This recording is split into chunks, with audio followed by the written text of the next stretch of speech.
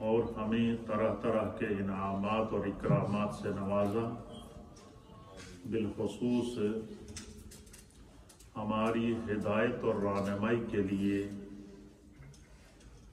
ہمیں ایسے ہادی اور رہبر عطا فرمائے کہ جن کے بتائے ہوئے احکامات پر اگر ہم عمل کریں تو ہم دنیا میں بھی کامیاب ہیں اور آخرت میں بھی کامیاب ہیں۔ حج اور احکام حج اور مقاصد حج اور فلسفہ حج اور حج کی حکمتیں، اس پر ہماری گفتگو کا سلسلہ جاری و ساری ہے۔ حج زندگی میں ایک مرتبہ ہر صاحب نصاب، صاحب استطاعت پر فرض ہے تو زندگی میں ایک مرتبہ فرض، لیکن اگر جو بندہ حج کو ادا کر لے اور اس کے مقاصد پر اگر بندہ غور و فکر کرے تو یہ فریضہ تو زندگی میں ایک مرتبہ ادا ہوتا ہے، لیکن پوری زندگی کا فلسفہ سمجھا دیتا ہے۔ بندہ مومن کو زندگی کا فلسفہ سمجھا دیتا ہے۔ اس کی میں چند مثالیں آپ کی خدمت میں پیش کروں گا آسان پیرائی کے اندر، تاکہ اہمیت حج، مقصد حج اور حکمت حج اور فلسفہ حج ہماری سمجھ میں آ سکے۔ اللہ رب العالمین نے اس پوری انسانیت کو، جس کے اندر کم و بیش 1.25 لاکھ انبیاء اور مرسلین ہیں، کم و بیش 1.25 لاکھ صحابہ اکرام ہیں، لاکھوں کی تعداد میں اہل بیت اطہار ہیں، لاکھوں کی تعداد میں علماء، ائمہ، فقہا ہیں، اور مختلف طبقات سے تعلق رکھنے والے اہل ایمان ہیں۔ ان تمام کو اللہ تعالیٰ نے نفس واحد حضرت سیدنا آدم علیہ نبینا علیہ الصلوۃ والسلام کی سے اللہ تعالیٰ نے آپ کے وجود سے ان کو وجود بخشا ہے۔ اسی لیے حضرت سیدنا آدم علیہ نبینا علیہ الصلوۃ والسلام کو ابو الانس کہتے ہیں، انسانیت کے والد، انسان کے باپ، چاہے وہ مرد ہوں یا خواتین ہوں۔ اللہ تعالیٰ نے اس پوری کائنات کو حضرت سیدنا آدم علیہ نبینا علیہ الصلوۃ والسلام سے معرض وجود عطا فرمایا، اور خود رب کی جو ذات ہے وہ واحد ہے، یکتا ہے، وحدہ لا شریک ہے، لم یلد ولم یولد ہے، نہ اس سے کوئی جنا ہے، نہ اس نے کسی کو جنا ہے، وہ واحد ذات ہے۔ اس پوری کائنات کا 7 زمینوں اور 7 آسمانوں کا خالق بھی رب کی ذات ہے۔ تو اس طرح انسان کو، اہل ایمان کو مختلف عبادات اللہ نے ان کے ذمہ فرض کی ہیں، اور قرآن میں ارشاد فرما دیا کہ وَمَا خَلَقْتُ الْجِنَّ وَالْإِنسَ إِلَّا لِيَعْبُدُونَ، کہ وَمَا خَلَقْتُ الْجِنَّ وَالْإِنسَ إِلَّا لِيَعْبُدُونَ کا مفہوم یہ ہے کہ اللہ فرماتا ہے کہ نہیں پیدا کیا گیا جنوں اور انسانوں کو مگر ان کی مقصد پیدائش یہ ہے کہ وہ اپنے رب کی عبادت کریں۔ اللہ نے انہیں اپنی عبادت کے لیے پیدا کیا۔ اب ہر جائز طریقے سے اپنی زندگی کا گزارا جانے والا یوم، گزارا جانے والا لمحہ، گزارا جانے والا گھنٹہ، جس کو شریعت نے اس کے لیے جائز اور حلال قرار دیا ہے، چاہے وہ اپنے بچوں کے لیے کمائی کرتا ہے یا اپنی زندگی کے لیے مختلف مدارج کو طے کرتا ہے، اگر وہ جائز اور حلال طریقے سے ہیں تو وہ سارے کا سارا معاملہ اس کے لیے عبادت بن جاتا ہے، بخشش بن جاتا ہے، ذریعہ نجات بن جاتا ہے۔ حج کے اندر اللہ تعالیٰ نے بے شمار حکمتیں رکھی ہیں، تو اس کا فلسفہ آپ یوں سمجھ لیجئے کہ حج کا فلسفہ یہ ہے کہ حج زندگی میں ایک مرتبہ صاحب ایمان، صاحب استطاعت پر فرض ہے، اور جسے یہ نصیب ہو جائے اسے زندگی کا سلیقہ، زندگی گزارنے کا طریقہ اور زندگی گزارنے کا مقصد سمجھا دیتا ہے۔ مثلا ہمارے دنیا کا یہ رواج ہے کہ جب کسی کے پاس کوئی دولت آ جائے یا اقتدار آ جائے یا اختیار آ جائے تو وہ اپنے اختیار کو استعمال کرتا ہے، اقتدار کو استعمال کرتا ہے اور اپنی ثروت کو استعمال کرتا ہے، اپنی وجاہت کو استعمال کرتا ہے اور اپنے آپ کو وہ طرح طرح کی جو ہے وہ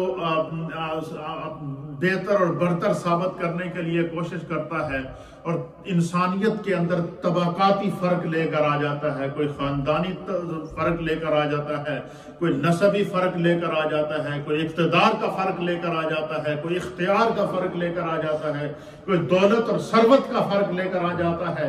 تو انسانیت کے مختلف طبقات پر یہ جو رویے ہیں انسانیت کی، یہ گراں گزرتے ہیں۔ مثلا ایک بندہ جو کچھ دنوں پہلے برے حال میں تھا، اللہ نے اس پر کرم کر دیا، جب اس کو اچھا حال دے دیا، اچھی دولت دے دی، اختیار دے دیا، اقتدار دے دیا، اور جب وہ صاحب اختیار ہوا تو اس کا رویہ ہی بدل گیا۔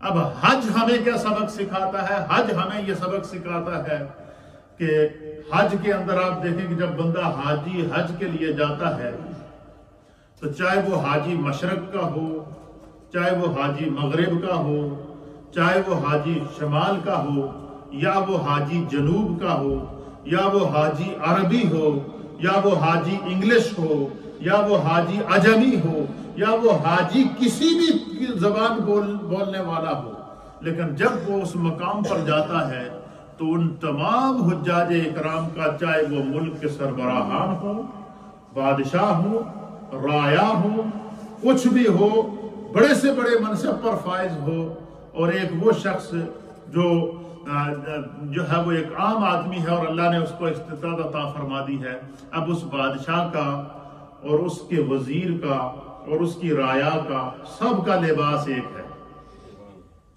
حج کے اندر سب کا لباس ایک ہے، دو چادریں ہیں، سادہ لباس ہے، بن سلے ہوئے کپڑے ہیں، اور اس کے اندر جو ہے سب کی زبان اور بولی بھی ایک ہے کہ حج کے اندر جو افعال اور جو مناسک ادا کیے جاتے ہیں اور اس کے اندر جو تلبیہ پڑھا جاتا ہے، لبیک اللہم لبیک کا جو ترانہ الاپا جاتا ہے، پھر اسی طریقے سے ایام تشریق کے اندر جو تکبیرات پڑھی جاتی ہیں، یہ سب کے سب زبان جو افریقی ہے، ایشین ہے یا کسی بھی زبان سے اس کا تعلق ہے، لیکن جب وہ حج کے لیے جاتا ہے تو سب ایک لباس کے اندر ہوتے ہیں اور سب کی ایک ہی بولی ہوتی ہے۔ اس میں کائنات انسانیت کو کیا پیغام دیا جاتا ہے کہ میرے مصطفیٰ کریم نے حجۃ الوداع کے موقع پر جو خطبہ عظیمہ دیا تھا اور اس خطبے میں ایک دستور انسانیت بیان کیا تھا،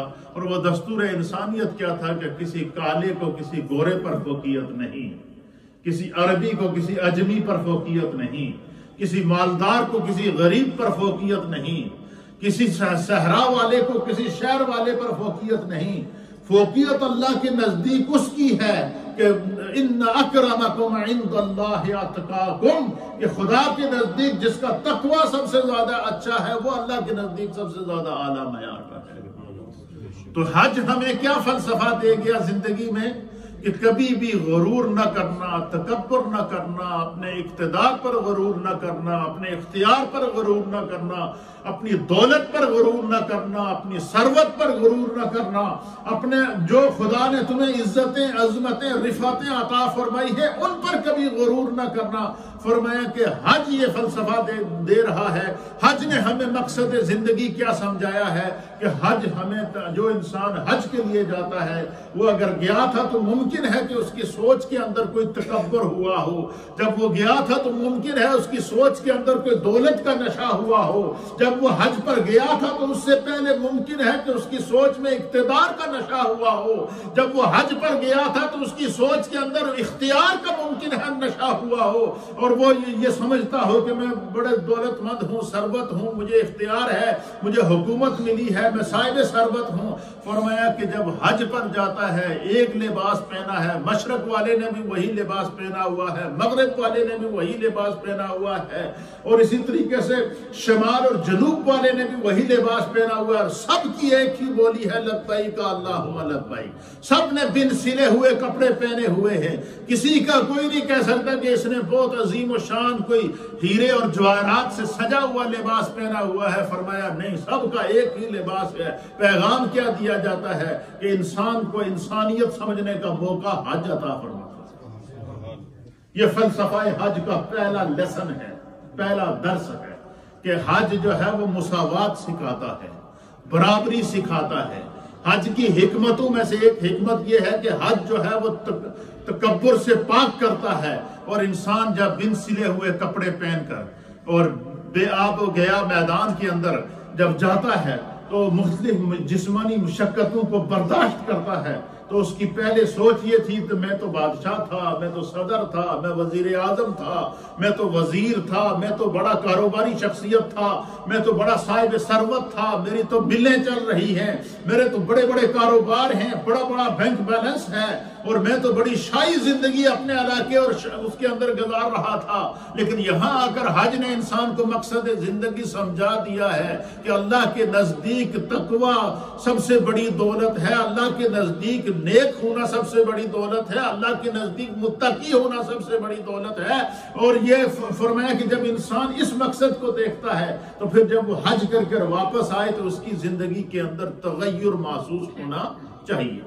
حج کے مقصد میں سے ایک مقصد یہ بھی ہے کہ حج، مناسک حج اور تلبیہ لبیک اللہم لبیک کے ذریعے اللہ سبحانہ و تعالی کی وحدانیت کا اقرار لاکھوں لوگ بیک و زبان کرتے ہیں کہ جس وحدہ لا شریک نے اس انسان کو پیدا فرمایا ہے، خلق کیا ہے، وہ وحدہ لا شریک ہے، اور اس کے ماننے والے آج ایک میدان کے اندر جمع ہو کر لاکھوں کی تعداد میں، اس میں ہر رنگ و نسل کا انسان موجود ہے. مشرق کا انسان بھی موجود ہے، مغرب کا انسان بھی موجود ہے، شمال کا انسان بھی موجود ہے، جنوب کا انسان بھی موجود ہے، اور سب ایک لباس پہنے ہوئے ایک ہی ترانہ آلاپ رہے ہیں کہ لبیک اللہم لبیک لا شریک لک لبیک. اللہ اکبر. اللہ کی وحدانیت کا ترانہ سب مل کر ایک لباس پہن کر ایک ہی انداز میں جب پیش کر رہے ہیں تو فرمایا کہ اللہ تعالیٰ کی وحدانیت اور عظمت اور بندگی کا جب اس طرح اظہار کیا جاتا ہے تو کائنات عالم کو یہ بتایا جاتا ہے کہ رب کریم کا جو دین ہے وہ کائنات میں انسانیت کے طبقاتی فرق کو مٹانے کے لیے آیا ہے، انسان کے اندر غربت اور امیری کے فرق کو مٹانے کے لیے آیا ہے، کیونکہ اس دین نے قیامت تک باقی رہنا. ایک لباس، ایک طرح کی عبادت، ایک طرح کا ترانہ، ایک طرح کی زبان. اور دوسرا حج کا مقصد سمجھنا انسانیت کے لیے اور اہل ایمان کے لیے ضروری ہے. فقہا نے لکھا کہ مشقتوں برے طویل سفر کے اندر، حج کے اندر بڑی مشقتیں ہوتی ہیں، اور بالخصوص جو لوگ پہلی دفعہ جاتے ہیں ان کے لیے وہ سارا ماحول انجان ہوتا ہے، نیا ماحول ہوتا ہے، اور پھر مختلف قسم کی مشقتوں سے جب جو لوگ حج کے لیے گئے ہیں یا عمرے کے لیے گئے ہیں ان کو اس ساری صورتحال کا معلوم ہے کہ مشقتوں والے طویل سفر کے بعد پے در پہ قربانیوں کی وجہ سے انسان کی ظاہری اور باطنی اصلاح ہوتی ہے. بندہ سیکھتا ہے کہ تکالیف کس چیز کا نام ہے، مشقت کس چیز کا نام ہے، اور اپنی بخشش کے لیے انسان کو جو ہے وہ کس طرح جو ہے وہ جانا پڑتا ہے اور کس طرح کی مشقتیں. اور تیسرا مقصد حج کے لیے فرمایا کہ حج کے مقامات پیغمبرانہ شان اور ربانی نشان کی جلوہ گاہیں ہیں. اللہ اکبر. اس کی میں آگے حکمت بیان کروں گا، آپ کا ایمان تازہ ہو جائے گا. جنہیں دیکھ کر انبیاء کے مقدس واقعات اور خدائی رحمتوں کی یاد تازہ ہوتی ہے. اس لیے کہتے ہیں کہ حج نام ہے یادگار سیدنا ابراہیم علیہ السلام. حج پیغام دیتا ہے کہ اللہ کے نبیوں کے نشانات سے بھی محبت کرو.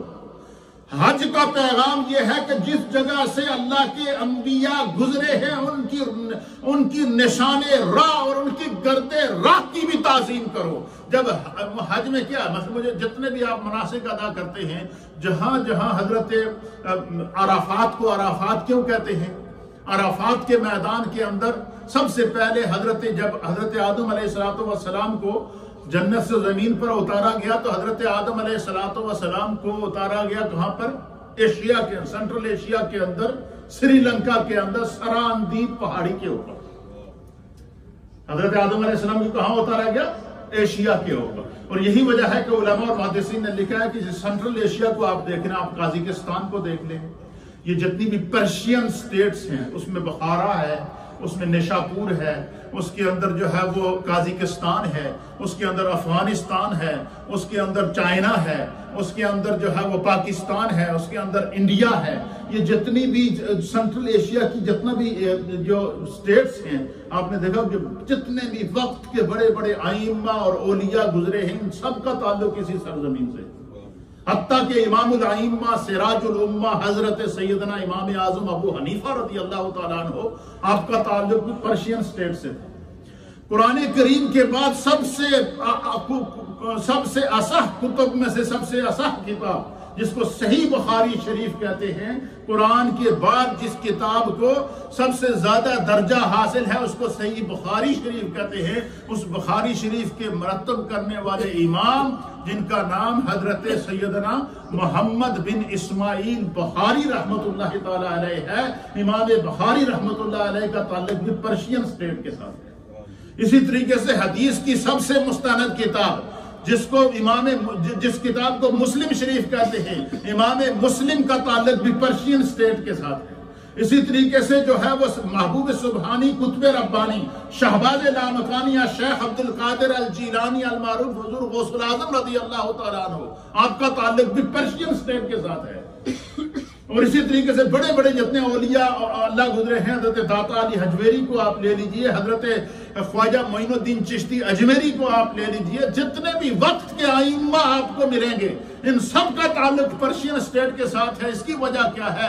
ایشیا کی سرزمین کے ساتھ ان کا تعلق ہے. اور قیامت تک جب یہاں سے اولیاء اور علماء اور ائمہ پیدا ہوتے رہیں گے اور قیامت تک اللہ کے دین کی حفاظت کرتے رہیں گے. وجہ کیا ہے؟ فرمایا کہ جب سب سے پہلے حضرت آدم علیہ السلام کو جنت سے جو ہے وہ سری لنکا سراندیپ پر اتارا گیا تو آدم علیہ السلام کے قدم کو چومنے کی سعادت سب سے پہلے ایشیا کی سرزمین کو اس مٹی کو نصیب ہوئی ہے.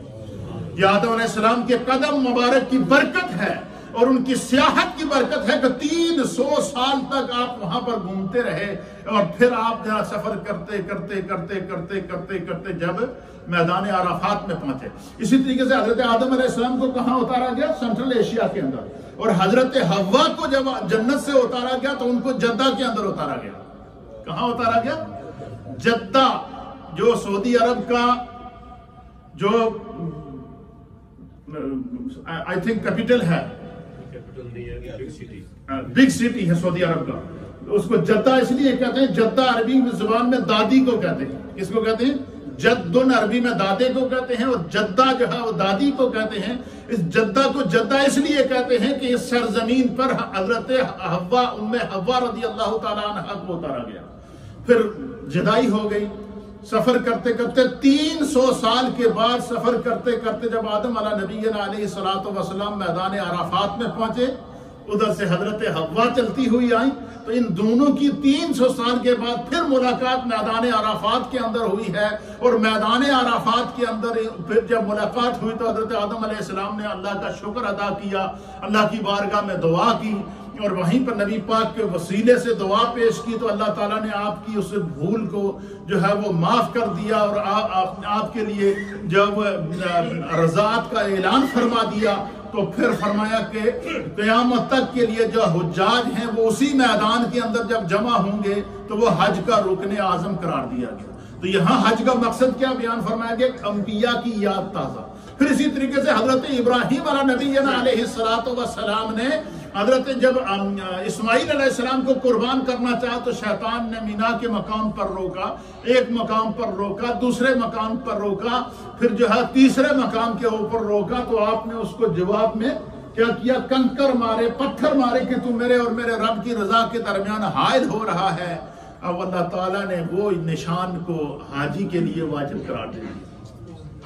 تو حج نشان انبیاء، حج انبیاء اکرام کے نشانات کو تازہ کرنے، ان کی یادوں کو تازہ کرنے سے مناسک حج ادا ہوتے ہیں۔ تو اب مجھے بتائیں کہ جس نبی کے نشان راہ کو تلاش کرنے سے صرف ہماری بخشش ہو جائے اور بندہ حاجی اس طرح واپس لوٹتا ہے کہ اللہ کے حبیب نے فرمایا کہ رجع، اس طرح جب واپس لوٹتا ہے کہ ولدتہ امہ، گویا کہ اس کی ماں نے اسے ابھی جنم عطا فرمایا ہے، اسے ایک اللہ نے نئی زندگی عطا فرمائی ہے، اور یہ نئی زندگی، یہ نیا جنم، یہ سارے گناہوں سے معافی اس کو کیوں ملی ہے؟ صرف وہ ان جگہوں پر وہ پہنچا ہے جہاں پر انبیاء کے قدم لگے ہیں۔ اگر نبی کے قدم کی یہ برکت ہے، یہ تو نبی کے قدم کی برکت ہے، اور ایک ولیہ کے قدم کو دیکھ لیجئے کہ اللہ تعالیٰ قرآن کے اندر کیا فرماتا ہے؟ اللہ فرماتا ہے ان الصفا والمروہ من شعائر اللہ، فرمایا کہ بے شک صفا اور مروہ یہ اللہ تعالیٰ کی نشانیوں میں سے نشانیاں ہیں۔ یہ اللہ کی کیا ہیں؟ اچھا، صفا اور مروہ کیا ہیں؟ 2 پہاڑ۔ اب ان 2 پہاڑوں کے درمیان ایک نبی کی ماں جو ولیہ تھی، جو اللہ وحدہ لا شریک پر ایمان رکھتی تھی، اپنے رب کی رضا کے لیے ہجرت کر لی، شام سے سفر شروع کیا اور آ کر جب وہ وہاں مکہ کے اندر خانہ کعبہ کے گرد آباد ہو گئی، اور وہ صفا اور مروہ کے درمیان جو انہوں نے چکر لگائے ہیں، 7 چکر لگائے ہیں، اللہ تعالیٰ نے اس سائی کو حاجی کے لیے اور عمار کے لیے، عمرہ کرنے والوں کے لیے واجب قرار دے دیا۔ عقل کہتی ہے کہ بھائی یہ 2 پہاڑوں کے درمیان دوڑنے کا کیا مقصد ہے؟ صرف یہ ہے کہ اللہ والوں کی یاد کو تازہ کرنا۔ اسی طریقے سے اللہ کی رضا کے لیے اصحاب کہف نے 300 سال کے اندر ایک غار کے اندر گزارے ہیں۔ قرآن کریم نے ان کے جہاں اس عمل کو قیامت تک کے لیے، انسانیت کے لیے ایگزامپل بنا دیا، نشانی بنا دیا۔ تو پتہ چلا کہ انبیاء اکرام کے نشانات کو یاد کرنا اور ان کی اداؤں کو زندہ کرنے کا نام حج ہے۔ اسی لیے کہتے ہیں کہ حج یادگار ابراہیم علیہ السلام کا نام ہے۔ تو اب مجھے بتائیں کہ انبیاء کے نشان راہ کو صرف ان نشان راہ کی زیارت کرنے اور ان نشان راہ کے اوپر جا کر جو ہے اسی انداز سے وہ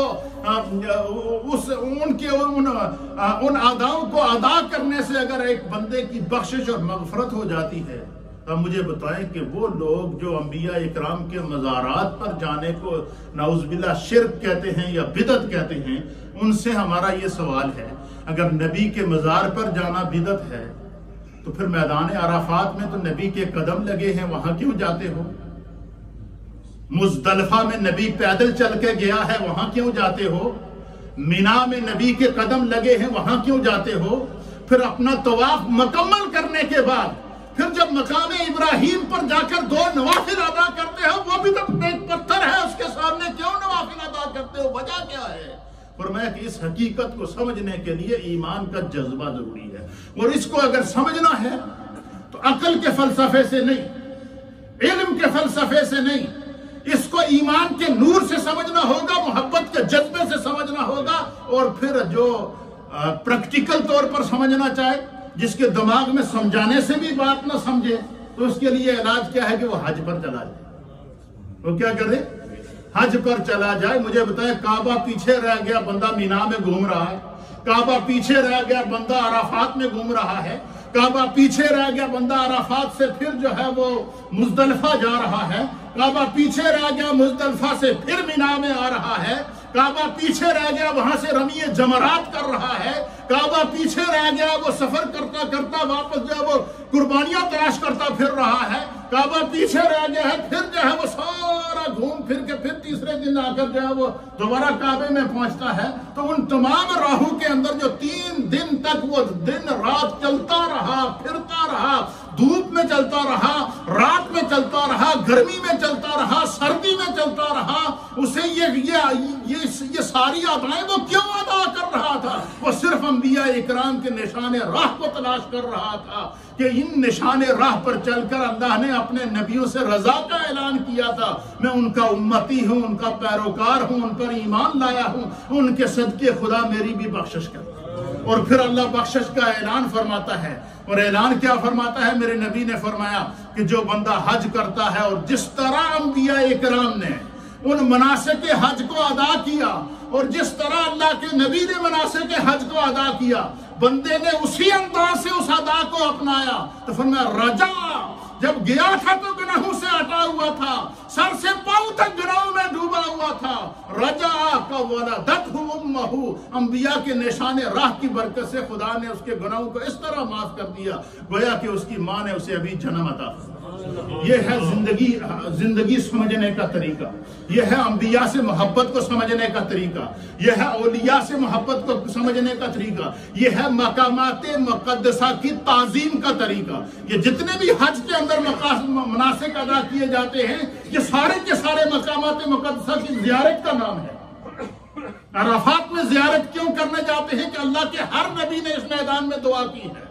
مزدلفہ میں کیوں جاتے ہیں؟ اللہ کا ہر نبی مزدلفہ کے اندر گیا ہے۔ مینا میں کیوں جاتے ہیں؟ اللہ کے ہر نبی نے مینا کے اندر جا کر قربانی بھی ادا کی ہے اور قیام بھی کیا ہے۔ تو فرمایا کہ یہ اللہ کے نبیوں کی اداؤں کو زندہ کرنے سے اگر سارے گناہ معاف ہو جاتے ہیں تو جو دل نشیمن محبت مصطفیٰ ہو، جو دل نشیمن محبت انبیاء ہو، جس کی روح بھی انبیاء کے ایمان اور محبت سے منور ہو، جس کی سوچ بھی انبیاء کی محبت سے منور ہو اور ان کی حرمت سے منور ہو، ان کا کیا عالم ہوگا۔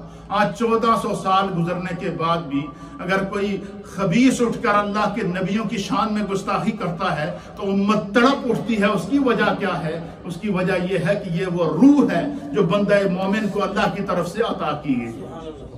یہ کافر روح اور مومن روح کے اندر فرق ہے۔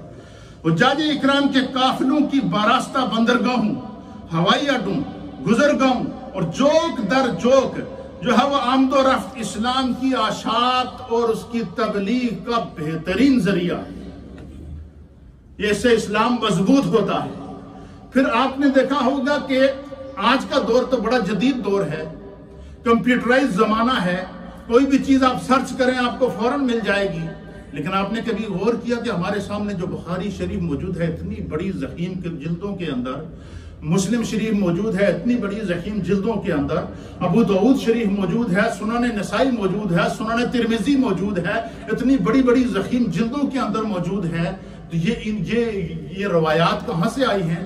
علماء اور محدثین نے لکھا کہ جتنے بھی ائمہ احادیث ہیں یہ کیا کرتے تھے؟ یہ حج کے موقع کے اوپر حج کے لیے جاتے تھے میدان عرفات میں، اور حج کے مناسک کے دوران ان ائمہ کی آپس میں ملاقات ہوتی تھی اور پھر ایک دوسرے سے احادیث کو روایت کرتے تھے، پھر ان حدیث کو جمع کر کے آج قیامت تک کے لیے امت کے لیے اسوہ رسول کو مرتب کر کے رکھ دیا۔ یہ ہے حج کے اندر حکمت۔ اور فرمایا کہ بین الاقوامی سطح کے اوپر اسلام کی تہذیب، اسلام کے تمدن اور اسلام کی برکات کو حج کے ذریعے ظاہر کیا جاتا ہے۔ کائنات کے اندر اسلام وہ واحد مذہب ہے جو پیغام دیتا ہے کیا؟ ایک لباس حج کے اندر، ایک زبان حج کے اندر، نہ کسی کالے کا گورے پہ فوقیت، نہ کسی گورے کو کالے پر فوقیت، نہ کسی عربی کو اجمی پر فوقیت، نہ کسی اجمی کو عربی پر فوقیت، سب ایک لباس پہنے ہوئے ایک ہی ترانہ آلاپتے ہوئے کائنات کو یہ پیغام دے رہے ہیں کہ ان اسلام اور بانی اسلام کا جو پیغام ہے وہ طبقاتی فرق کو مٹانے کا نام ہے، اور وہ اس کا اگر آپ نے عملی مظاہرہ دیکھنا ہے تو حج کے اندر جا کر دیکھ لینا، سب ایک لباس میں، بادشاہ کا بھی وہی لباس ہے، وزیر کا بھی وہی لباس ہے، رایا کا بھی وہی لباس ہے، عربی کا بھی وہی لباس ہے، اجمی کا بھی وہی لباس ہے، کالے کا بھی وہی لباس ہے، گورے کا بھی وہی لباس ہے، اور سب ایک ہی لباس پہن کر اسلام یہ پیغام دے رہا ہے کہ اللہ کے نزدیک جو تقوی معیار ہے، اللہ کے نزدیک اقتدار معیار نہیں، اللہ کے نزدیک اختیار معیار نہیں، اللہ کے نزدیک دولت مند ہونا معیار نہیں، اللہ کے نزدیک تاجر ہونا معیار نہیں، اللہ کے نزدیک صاحب ثروت ہونا معیار نہیں، اللہ کے نزدیک معیار کیا ہے؟ ان اکرمکم عند اللہ اتقاکم، جو سب سے زیادہ متقی ہے، جو طبقاتی منافرت کو مٹانے والا ہے، اور اس کا نام کیا ہے؟ حاجی ہے۔ وہ ایک ہی لباس پہن کر وہاں پر جاتا ہے۔ پھر فرماتے ہیں کہ سفر حج کے دوران انسان کے اندر کیا ہوتا ہے؟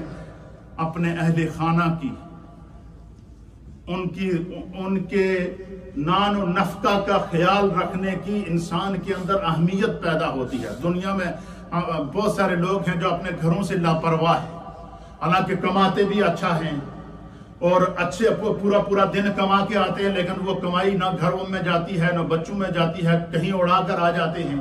لیکن حج کی پہلی شرط یہ ہے کہ حج اگر صاحب ثروت ہو گیا ہے تو سب سے پہلے جو تمہارے زیر کفالت بچے ہیں، جو اہل خانہ ہیں، جو تمہارے ذمہ جن کا نان و نفقہ ہے، سب سے پہلے ان کا خرچ نکال، پھر اپنا سفر خرچ نکال، پھر اپنا زاد راہ نکال۔ یہ سب کچھ نکالنے کے بعد اگر تیرے پاس اتنی رقم بچتی ہے کہ تو پورا سفر اور وہ کر سکتا ہے تو پھر حج کر کے آ تاکہ پیچھے۔ پھر فرمایا کہ جو وہ حج جو ہے وہ یہ نفرتیں مٹاتا ہے۔ جب بندہ حج کے لیے جاتا ہے تو جو ناراض ہوتے ہیں ان کے پاس بھی چل کے جاتا ہے کہ یار زندگی کا ایک نیا موقع خدا نے مجھے نئی زندگی گزارنے کا دیا ہے، لہذا مجھ سے کوئی غلطی ہو گئی ہو تو مجھے معاف کر دے۔ تو یہ حج کا فلسفہ ہے، یہ حج کی جو ہے وہ مقاصد ہیں جن کو سمجھنا ضروری ہے، اور اس کو سمجھنے سے انسانیت کی بھی سمجھ آتی ہے، اس کو سمجھنے سے سیرت رسول بھی سمجھ آتی ہے، اس کو سمجھنے سے انبیاء کی محبت بھی سمجھ آتی ہے، اس کو سمجھنے سے انسانیت کو زندگی گزارنے کا طریقہ اور سلیقہ بھی سمجھ میں آتا ہے۔ اللہ تعالی ہمیں دین کو سمجھ کر اس پر عمل کی توفیق عطا فرمائے۔ آئندہ جمعہ انشاءاللہ العزیز میں آپ کی خدمت میں پیش کروں گا کہ ایک محرم جو حاجی ہے اس کے لیے کچھ شرعی پابندیاں ہیں، اور وہ پابندیاں کیا ہیں اس کا جاننا ضروری ہے۔ انشاءاللہ اس پر گفتگو